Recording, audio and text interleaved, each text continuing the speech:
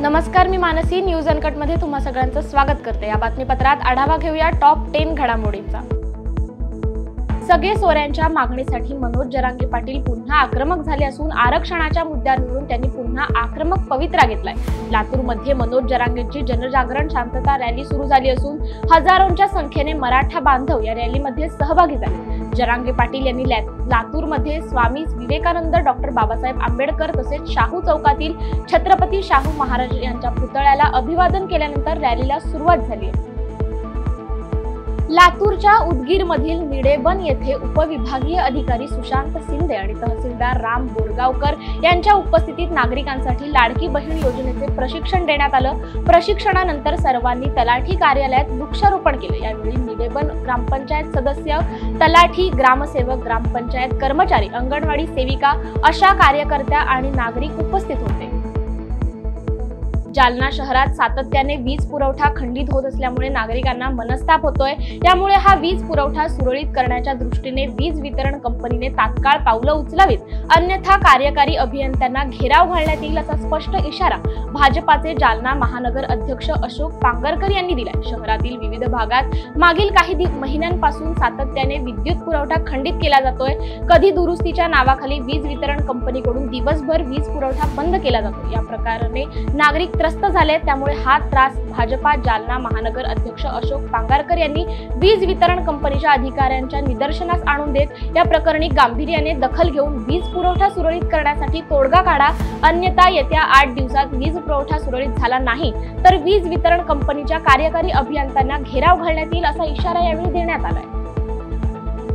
कोकण रेल्वेच्या पेडणे बोगद्यामध्ये पुन्हा पाणी भरल्याने रात्री उशिरा सुरू करण्यात आलेली येथील रेल्वे वाहतूक बुधवारी पहाटे पुन्हा बंद करण्यात आली.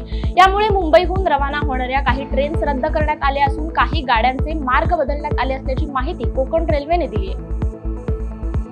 जालन्यातल्या अंबड तालुक्यातील दुधपुरी गावात आज सकाळच्या सुमारास भूकंपाचे सौम्य धक्के जाणवले. या घटनेत सुदैवाने जीवितहानी झाली नसली तरी नागरिकांमध्ये भीतीचं वातावरण निर्माण झालं.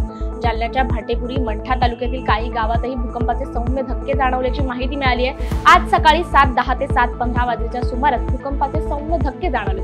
अंबड तालुक्यातील शेवगाव, अमलागाव, माहेर, भायगाव तर घनसावंगी तालुक्यातील खालापुरी, तीर्थपूर्वी या गावांमध्ये भूकंपाचे सौम्य धक्के जाणवले असल्याचं सांगण्यात येते. छत्रपती संभाजीनगरच्या खुलताबाद तालुक्यातील गल्ले बोरगाव येथे राज्य उत्पादन शुल्क विभागाने छापेमारी करत 10,04,160 रुपयांचा तब्बल 84 किलो गांजा जप्त केलाय.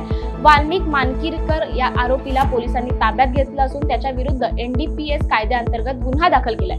गुप्त बातमीदार मार्फत मिळालेल्या कारवाईत उत्पादन शुल्क विभागाने गांजा आणि इतर साहित्य असा एकूण 10,30,000 रुपयांचा मुद्देमाल जप्त केलाय. जिल्ह्यात उत्पादन शुल्क विभागाने कारवाईचा धडाका सुरू ठेवलाय. काय सांगाल सर, आज कारवाई करण्यात आली, कशा पद्धतीची कारवाई झाली? राज्य उत्पादन शुल्क छत्रपती संभाजीनगर यांना मिळालेल्या गोपनीय माहितीनुसार गल्ली बोरगाव, तालुका खुलताबाद, जिल्हा छत्रपती संभाजीनगर येथे गांजा विक्री होत असल्याबाबत माहिती मिळालेली होती. त्या अनुषंगाने आमचे निरीक्षक क विभाग यांनी त्या ठिकाणी खातरजमा केली. त्यानंतर उपाधीक्षक मुख्यालय आणि निरीक्षक त्या ठिकाणी जाऊन प्रत्यक्ष पाहणी केली आणि छापा टाकला असता त्या ठिकाणी आम्हाला 83 किलो गांजा मिळून आला आणि जवळपास तो मुद्देमाल 10,30,000 रुपये त्या किमतीचा आहे. एका आरोपीला अटक केलेला आहे आणि पुढील तपास चालू आहे. दिव्यांग विवाहित तरुणीवर चुलत भावानेच अत्याचार केल्याची काळीमा फासणारी घटना नाशिकच्या नांदगाव तालुक्यातील चांदोरा येथे घडली आहे. पीडितेच्या आईच्या तक्रारीनंतर पोलिसांनी नराधमास अटक केली असून नवीन कायद्यानुसार गुन्हा दाखल करण्यात आला. नांदगाव येथील दोन्ही डोळ्यांनी अंध आणि गतिमंद असणाऱ्या तरुणीवर अत्याचार करणाऱ्यास पोलिसांनी अटक केली आहे. गुजरातमधील सापुतारा घाटात पर्यटकांची बस दरीत कोसळून झालेल्या भीषण अपघातात 2 मुलांचा मृत्यू झालाय. या अपघातावेळी बसमध्ये 60 ते 70 प्रवासी होते. मात्र इतर प्रवाशांना वाचवण्यात पोलीस प्रशासनाला यश आलंय. चालकाचे गाडीवरील नियंत्रण सुटल्याने हा अपघात झाल्याचा अंदाज असून अपघात व्हिडिओ व्हायरल झाल्याने अपघाताची भीषणता समोर आली आहे.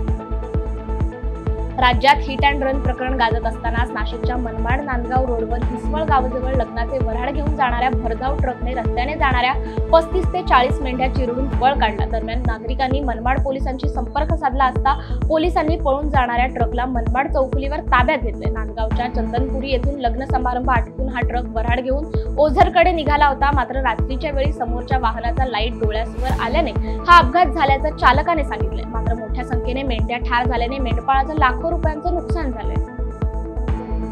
आषाढी एकादशी निमित्त जालना येथील बस आगाराच्या वतीने भाविकांसाठी विशेष गाड्यांचे नियोजन करण्यात आले। पंढरपूर वारीसाठी जालना जिल्ह्यातून 160 बसेस धावणार असून कोणत्याही गावातून 50 किंवा त्यापेक्षा जास्त प्रवाशांनी एकत्रित मागणी केल्यास त्यांना थेट पंढरपूर करिता त्यांच्या गावातून एसटी बस उपलब्ध होणार आहे। विविध घटकांना या बसमधून सवलती प्रवास करता येणार आहे। विठुरायाच्या असंख्य भक्तांना आषाढी वारीसह विठ्ठल रुक्मिणीच्या दर्शनाचे वेध लागले असून 17 जुलै रोजी आषाढी एकादशी आहे। यानिमित्त हजारो दिंड्या पंढरपूरकडे निघाल्यात। वाहनाने जाणाऱ्या भाविकांची गैरसोय होऊ नये यासाठी जालना एसटी विभागाकडून पंढरपूरला विशेष बसेस सोडण्याचे नियोजन करण्यात आले। वेळ झाली आहे टॉप 10 मध्ये इथेच थांबायची। पाहत राहा न्यूज अनकट।